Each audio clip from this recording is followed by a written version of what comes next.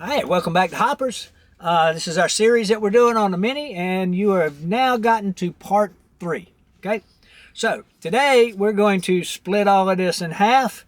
So let's get our trusty Allen wrench. We're going to take the bolt out of it. Will be the first thing that we do.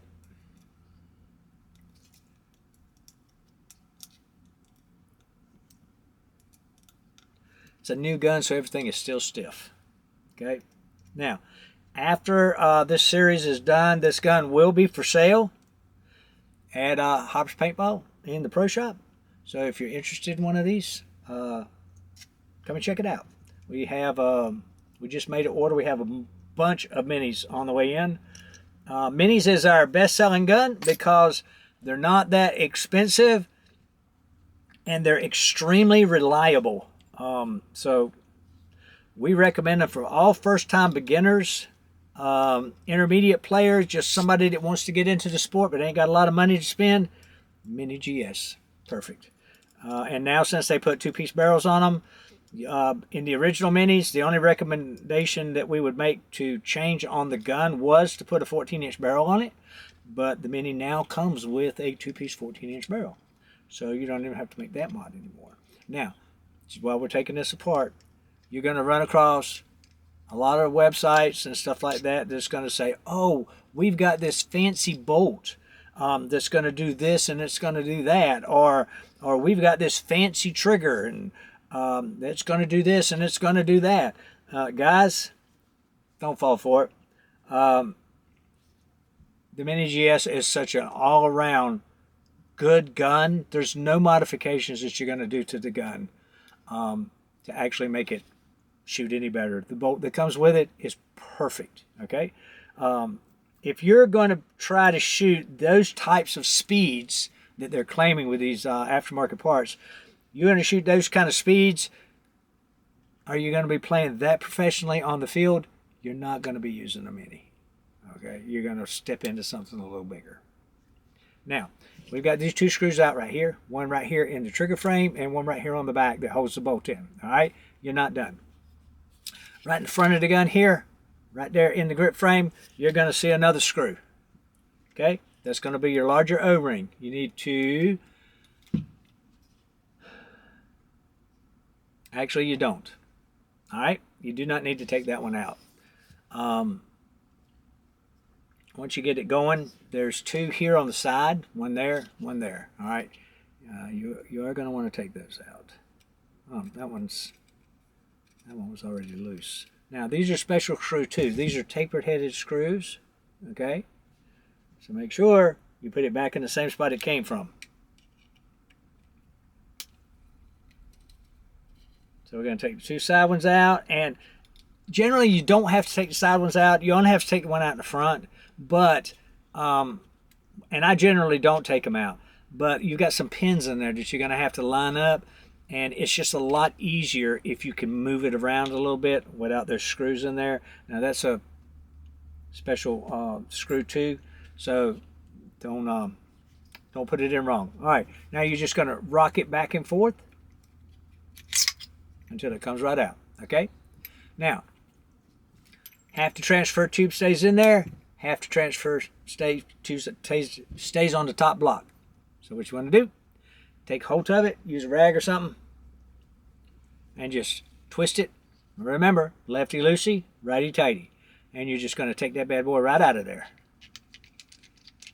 All right, there's a O-ring on the end of it. Make sure that O-ring stays on the end of it. It is important. Okay, now we're going to take, and right here, this is your solenoid, and you can see that it's plugged in right there. All right, so what I want you to do is use your fingernail. Do not pull on the wires. If you pull on the wires, you could break them. Okay, so what you're going to do is you're going to take your thumbnail or something, and you're just going to pop that right out. There's a little plug on it. It has a hip right there on the plug itself. Just put your thumb on that hip, pop it right off. All right, now this is going to screw off just like the tube did. Lefty loosey, righty tighty. Okay, now you've got your solenoid. Set it over to the side. This is your micro switch, which is where your trigger hits. Whenever you pull the trigger, it presses that. That's what fires the gun. All right. Now to get to the eyes, we're going to set that over to the side too. To get to the eyes, you've got 1, 2, let's see, 1, 2, 3, 4, 5, 6. You've got 7 screws you got to take out. All right. So we're going to take them 7 screws out.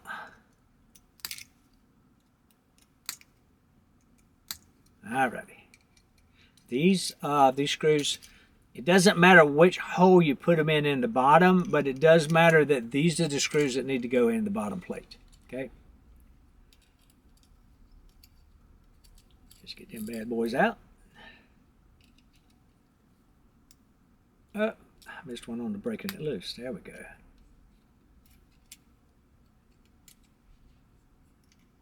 I like these guns. We've been selling these for a long time. Can't beat them. Now, once you got all the screws out, all you're going to do, what I like to do is right here on this little bump where the screw goes in the front, I like to just grab hold to that and just pull it off. Okay? Now, once you pull this plate off, there is one spot in here that you do need to be careful of. All right? I'm going to use a silver one. Okay. Right here, that is a plastic or a rubber gasket. Kind of, it's made out of the same material that the O-ring is. Okay? Right there, there is a little plastic regulator. Okay? It is tiny.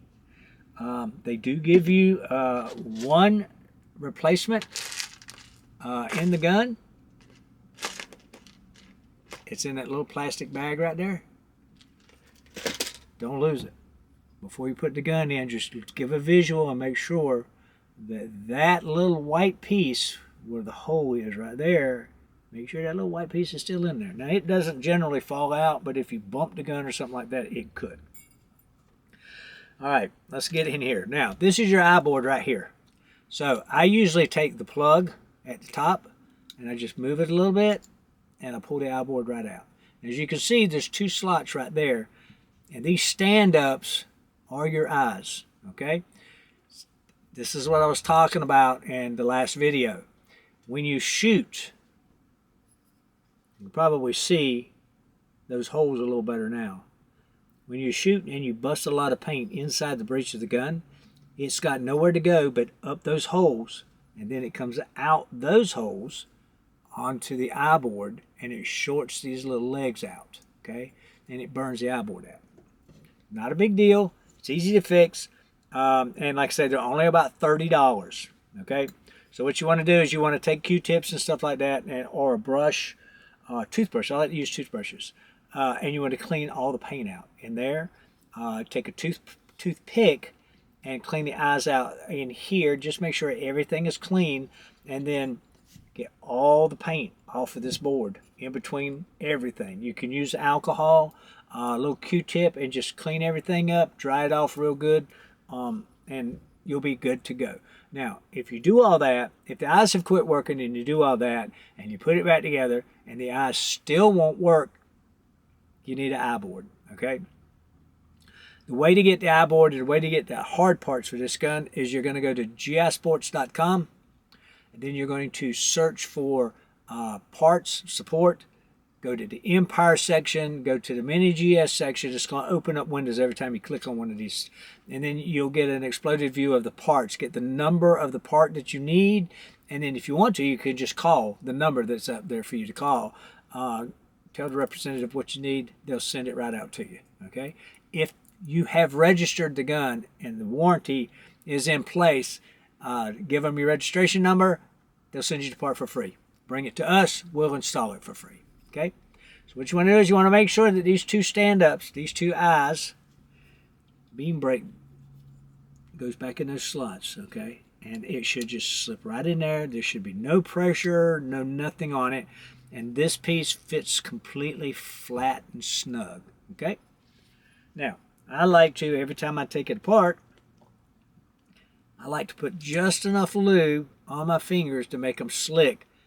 And then I rub that gasket. That's it. That's all I do with it. All right. Now we're going to put all these screws back in. If you get lost, okay, Just put everything in a box, bring it to me, we'll put it back together for you. Okay? Piece goes here. You'll see where the holes line up. It only goes on one way. You can't mess it up. But like I say, before you do that, make sure that little white plastic piece is still in there. Okay? And then you're going to put all the screws back in it. 1, 2, 3.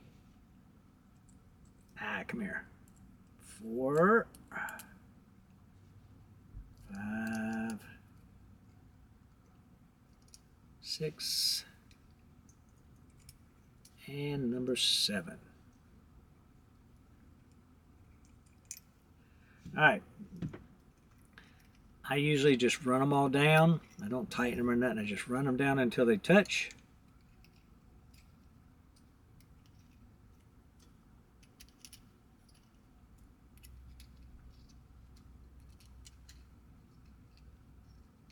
All right.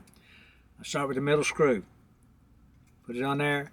And all I'm going to do is that I'm just going to snug it up. I'm not going to tighten it. Just snug it. Okay? And then I do the front 2 ones. The 2 front ones. Okay? Just a good snug. Good snug. And then I come back here and I get the one in between the solenoid and the pickup tube. And in other words, what I do is I start in the middle and I work this way.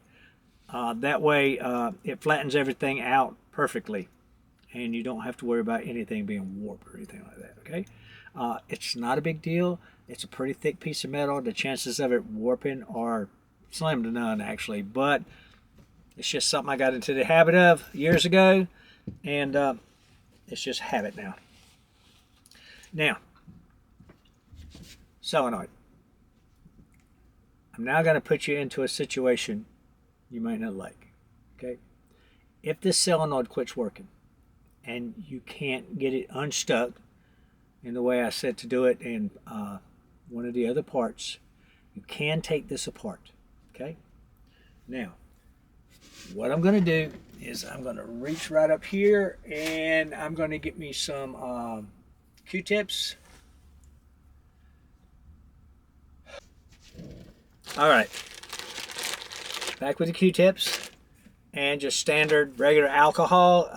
I like the 91%, but the other will do just as fine. All right, so we're going to get us a couple of Q-tips here. We got our alcohol. Now, there's a small Allen wrench right here. And you know, it just occurred to me, do I have one that small?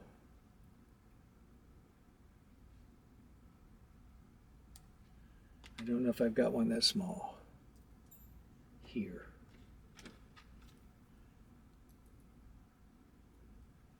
Take on it. Okay, I was able to find an Allen wrench that small. All right, it does have a small Allen wrench. There's 3 screws in the front. There's also an O-ring right here. You just want to make sure that O-ring stays put. All right, so all you're going to do is you're going to take these screws out. There we go. These are tiny screws, okay? So make sure you're somewhere where they can, where they don't get lost, all right?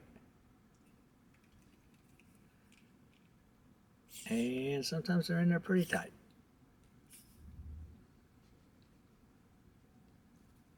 Okay. That's number 2. I guess that doesn't fit it exactly like I wanted it to. Where's the third one? There's the third one.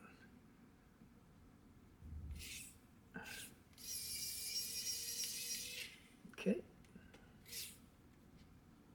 All right. Once you get the 3 screws out of it, the top part of it just pulls right off just like that. Okay. Little O-ring in there. Make sure it stays put. This plunger, it's a brass looking piece, copper looking thing. You're just going to pull that out.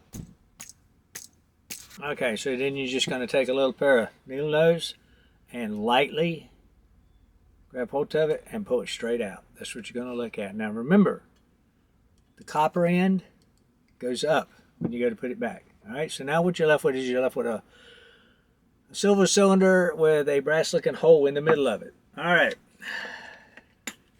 that gets dirty. All right, because it does have exhaust and it has the intake. So all we're going to do is put like a drop on it. You don't want to flood it or nothing like that. Now there's nothing in there that can get wet and get hurt. All right, just run your alcohol in there. Do it real good up against the seat. Pull it out. Run it up and down the slings. All right, and then you want to take your dry end. Dry it off as much as you can. Okay. I usually like to take a couple and stick them in there. Get them good and dry. All right, done.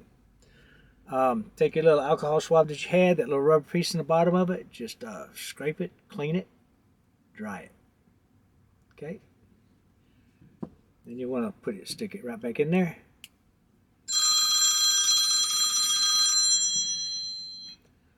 Put the top back on it.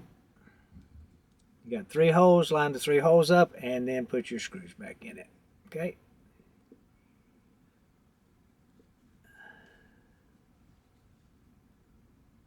Two.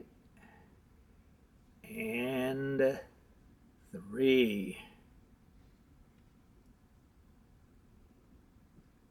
All right, and then take your screwdriver, tighten them back down.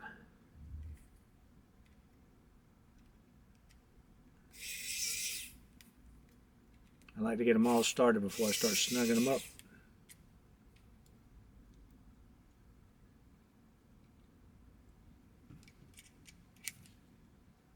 Snug them down. My screwdriver is wanting to turn. No, probably better just do it this way.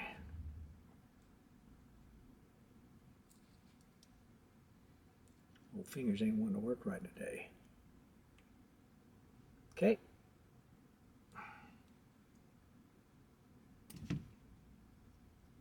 Get in there.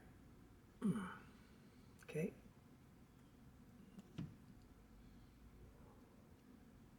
This screwdriver that I have, this bit, it fits real tight.